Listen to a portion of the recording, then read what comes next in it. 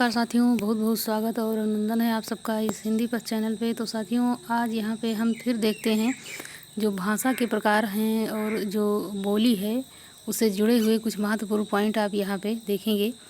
तो पहाड़ी हिंदी उपभाषा है। यहाँ पे पहाड़ी हिंदी उत्तर भारत के पर्वतीय क्षेत्रों, मुख्यतः कुमाऊँ तथा गढ़वाल में बोली जाती है।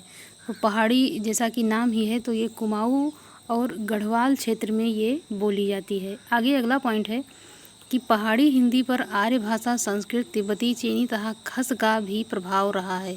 किस पे? तो पहाड़ी पर। किस पे? पहाड़ी हिंदी जो है उस पे संस्कृत, तिब्बती, चीनी और खस का प्रभाव ही देखने को मिलता है। इनकी साहित्यिक परंपरा नहीं मिलती है, मतलब इसकी साहित्य की जो परंपरा है वो नहीं देखने को मिलती है। आगे यहाँ पे है कि इस उपवर्ग की बोलियों में सानुनासिक स्वरों की प्रधानता है। तो यहाँ पे जैसे क्या है कि इन बोलियों में सानुनासिक स्वरों की प्रधानता देखी जाती है। किसमें? तो ये गढ़वाली जो बोली है, इनकी बोलियां प्रायः ओकारांत तथा घोड़ो, कालो, चलो आदि ये है। तो यहाँ की जो बोली है ये ओकारांत में आती है। कौन से? ओकारांत में, जैसे घोड़ो, कालो, चलो। तो ये किसके? तो ये गढ़वाली बोली हो जाएगी आपकी। पहाड़ी हिंदी के अंदर दो बोलियां आती हैं, कुमाऊनी और गढ़वाली। तो दो बोलियां अगर पूछता है कि पहाड़ी हिंदी के अंतर्गत कितनी बोलियां हैं, तो उसमें दो बोलियां शामिल हैं, कुमाऊनी और गढ़वाली। आगे यहाँ पे पॉइंट है कि कुमाऊनी के बारे में, तो नैनीताल, अल्मोड़ा तथा पिथौरा क्षेत्र का पारंपरिक नाम पूर्वांचल है। जैसे कुमाऊँ कहते हैं, पूर्वांचल को कुमाऊँ यहाँ पे कहा गया है।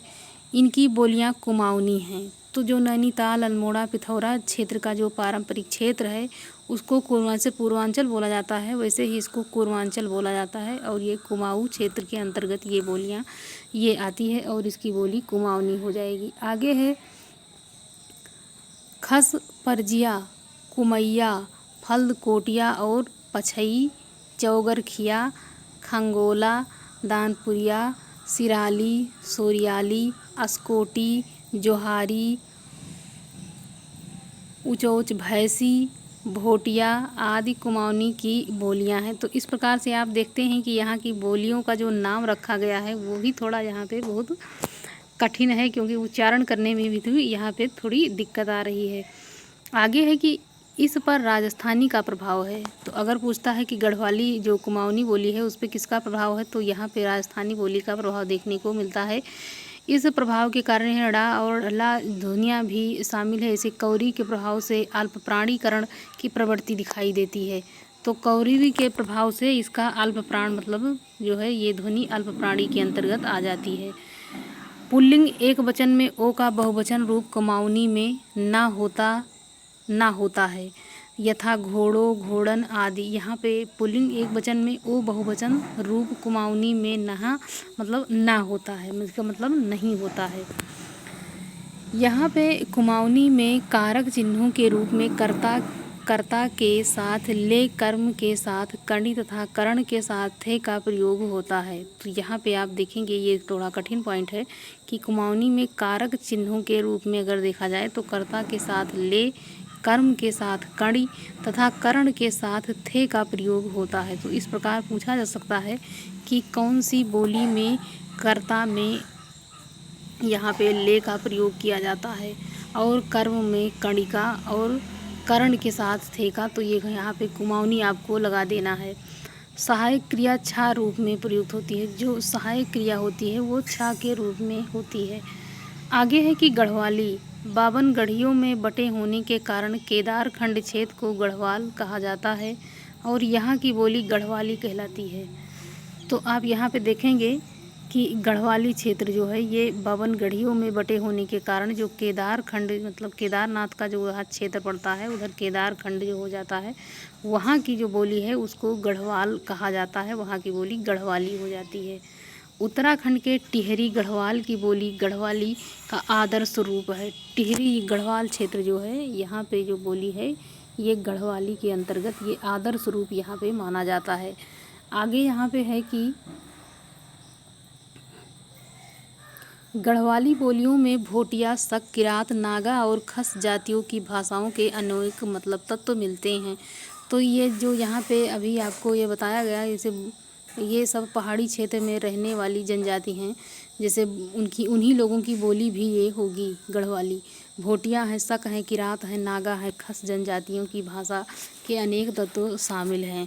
आगे यहाँ पे है, इस पर पंजाबी और राजस्थानी का प्रभाव दिखाई पड़ता है। तो यहाँ जो ये बोली है, इस पे ज़्यादातर किसकी, तो पंजाबी और राजस्थानी की यहाँ प्रभाव देखने को मिलता है। स्वरों के अनुनासिकरण की प्रवृत्ति इसमें बहुतायत दिखाई पड़ती है। किसमें, तो गढ़वाली बोली में।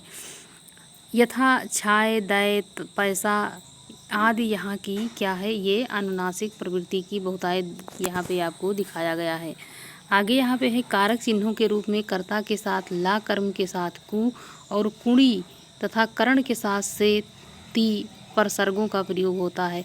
इस प्रकार से जो कारक चिन्ह हैं उसमें थोड़ा बहुत बदलाव यहाँ पे आप देख सकते हैं। जैसा कि अभी आपने कुमाऊँ में देखा कि वहाँ पे भी कारक चिन्हों में परिवर्तन देखने को मिल रहा है। तो ये गढ़वाली में भी, और ये दोनों पॉइंट आपको अच्छे से रट लेना है कि हो सकता है ये इस प्रकार के प्रश्न, कठिन प्रश्न जब पूछा जाता है तो ऐसे ही प्रश्न पूछता है। तो यहाँ के जो मतलब कारक जो चिन्ह हैं इसको आपको रट लेना है। पूर्वी हिंदी उपभाषा में पूर्वी हिंदी का क्षेत्र पूर्वी उत्तर प्रदेश, मध्य प्रदेश, छत्तीसगढ़ तक फैला हुआ है। और इस क्षेत्र में अब यहाँ अगला पॉइंट है कि प्राचीन समय में जिस क्षेत्र को उत्तरी कोसल तथा दक्षिण कोसल कहा जाता था, वही क्षेत्र पूर्वी हिंदी का क्षेत्र है। तो पूर्वी हिंदी क्षेत्र की बात अब यहाँ पे हो रही है। तो आगे यहाँ पे अगला पॉइंट है कि इसकी सीमाओं का निर्धारण कानपुर से मिर्ज़ापुर तथा लखीमपुर से बस्तर तक किया जाता है। तो यहाँ पूर्वी हिंदी की बात हो रही है, तो पूर्वी हिंदी का क्षेत्र बताया जा रहा है कहाँ से कहाँ तक है। तो कानपुर में, मिर्ज़ापुर, लखीमपुर, बस्तर आदि क्षेत्रों में पूर्वी हिंदी का प्रभाव यहाँ पे हो जाएगा। आगे है, पूर्वी हिंदी के अंतर्गत 3 बोलियाँ आती हैं। 3 कौन कौन सी हैं, अवधी हैं, बघेली है, छत्तीसगढ़ी है। यही बार बार क्वेश्चन पूछा जाता है कि पूर्वी हिंदी के अंतर्गत इसमें से कौन सी बोली नहीं आती है।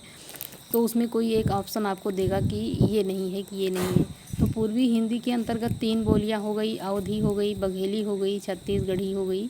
ये तीनों पूर्वी हिंदी के अंतर्गत आ गई। अब यहाँ पे अवधी का देखिए क्षेत्र कौन सा है। अवधी बोली, जिसका बहुतायत में आप रामचरितमानस में कई बार इसको आप पढ़ चुके होंगे। अवधी अवध क्षेत्र में बोली जाती है। अयोध्या का तद्भव यहाँ पे तद्भव रूप यहाँ है। अवधी जो है ये अवध क्षेत्र में बोली जाती है और अवध जो है अयोध्या का तद्भव हो जाता है। वैसे यहाँ पे अयोध्या है और उसके ये तत्सम हो गया, और यहाँ अवध ही मतलब अयोध्या के क्षेत्र को ज़्यादातर अवध प्रांत मतलब क्षेत्र ही बोला जाता है। इस बोली के लिए कोसली वैसवाड़ी शब्दों का प्रयोग भी होता है। कोसली भी कहा जाती है और यहाँ पे वैसवाड़ी भी कहा जाता है। प्राकृत पैंगलम में पुरानी अवधि के रूप मिलते हैं। प्राकृत पैंगलम में देखा जाए तो पुरानी अवधि के रूप आपको देखने को मिलेंगे। किसके, पुरानी अवधि के। आगे यहाँ पे पॉइंट है कि बैसवाड़ी, मिर्ज़ापुर तथा बघौनी डॉक्टर भोलानाथ तिवारी के अनुसार अवधि की उपबोलियाँ हैं। अब ये पॉइंट भी महत्वपूर्ण है कि बैसवाड़ी, मिर्ज़ापुरी और बघौनी किसके अनुसार, तो भोलानाथ तिवारी के अनुसार ये अवध की मुख्य बोलियाँ मतलब मुख्य उपबोलियाँ हैं। आगे यहाँ पे पॉइंट है, अगर पूछा जाता है किसके अनुसार, तब आपको भोलानाथ तिवारी का नाम यहाँ पे बताना है। फिजी, त्रिनाद, गुयाना, मॉरिशस, दुबई आदि क्षेत्रों में कुछ लोग अवधी में बातचीत भी करते हैं। अभी आपने देखा होगा कि भोजपुरी में भी बताया गया था कि ये भाषा विदेशों में भी लोकप्रिय हो रही है, और इस प्रकार से यहाँ अवधी की बात भी की गई है। तो फिजी में, त्रिनाद, गुयाना, मॉरिशस, दुबई आदि क्षेत्रों में कुछ लोग इसी मतलब भाषा में बातचीत करते हैं।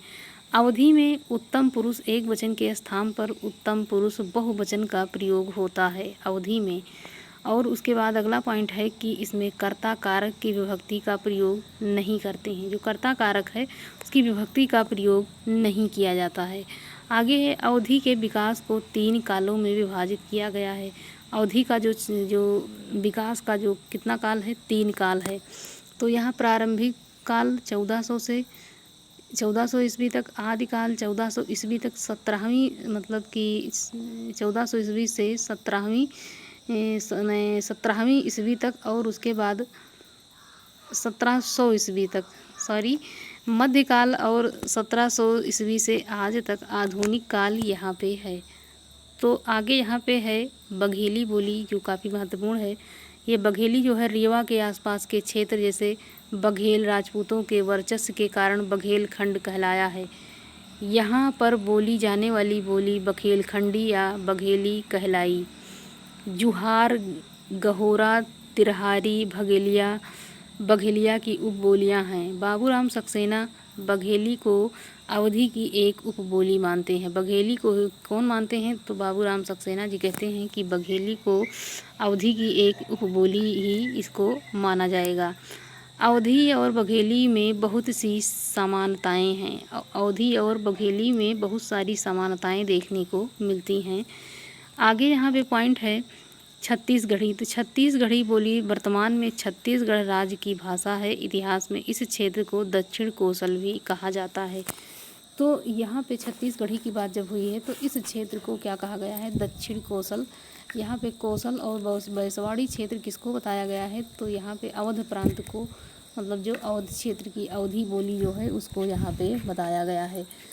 तो यहाँ पे साथियों आज यहाँ पे आप देखे होंगे कि ये जो भाषा से और बोली से जुड़े हुए कुछ महत्वपूर्ण प्रश्न आपके लिए थे। आप हो सकता है कि इससे आपको बहुत सारे प्रश्न देखने को मिलेंगे और बहुत सारे कठिन जो कारक वाले प्रश्न आपको यहाँ पे पढ़ाए गए हैं, कुमाऊँ गढ़वाल वाला, उसको अच्छे से रट लेना, क्योंकि वहाँ से प्रश्न आप देख पाएंगे।